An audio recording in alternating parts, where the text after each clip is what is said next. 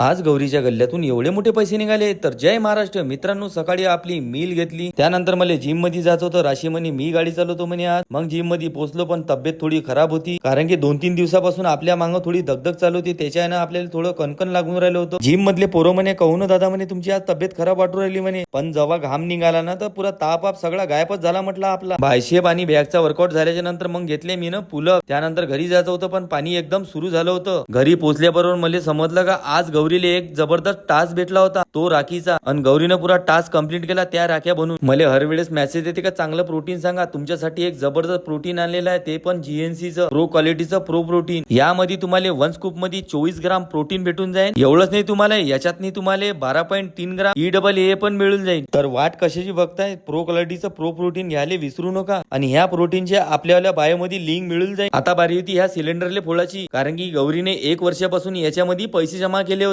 या सिलेंडर मध्ये गौरी राशीचे दोघांचे बी पैसे जमा होते. 2-3 दिवसापासून या दोघांनी मला म्हटलं होतं का बाबा याच्यातले पैसे काढून घ्या, कारण की याच्यातले पैसे खराब होऊन जाईल म्हणे आता. पण असं काही झालं नव्हतं, सगळे व्यवस्थित पैसे होते याच्यातले. आता तुम्ही मला सांगा कमेंट मध्ये याच्यामध्ये पैसे किती होते, एक तुमचा अंदाज. तर चला मित्रांनो, आजचा ब्लॉग आपण इथंच खतम करू. तर भेटू उद्याच्या नवीन ब्लॉग मध्ये. फॉलो करायला विसरू नका. जय महाराष्ट्र मित्रांनो.